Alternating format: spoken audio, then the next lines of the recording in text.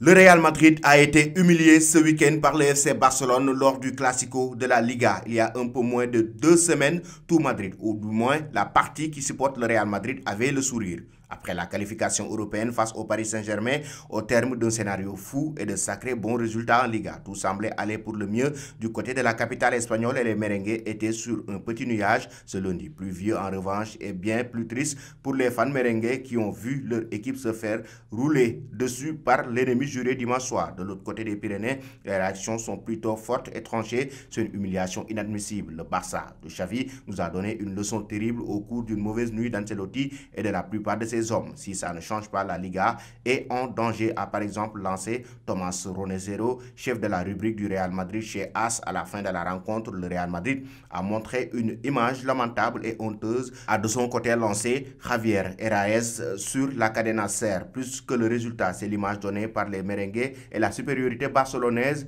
qui ont choqué. Dans ma carrière de journaliste, j'ai vu plusieurs grosses humiliations, mais rien de tel a bel expliqué Antonio Romero, toujours sur la serre dès le coup d'envoi. Ça sentait le roussi. Benzema n'était pas là et Ancelotti n'a jamais su comment jouer sans lui. Il a préféré jouer sans attaquant. Première erreur, lit-on dans Marca, où on n'a rien compris au plan du tacticien italien. Même son de cloche dans un article incendiaire publié chez le journal AS. L'Italien a jeté une bonne partie de son crédit par la cuvette des toilettes. Son plan avec Modric devant, son passage à 3 derrière, un bourbier tactique difficile à expliquer. Il y a des ombres du passé qui commencent à ressurgir.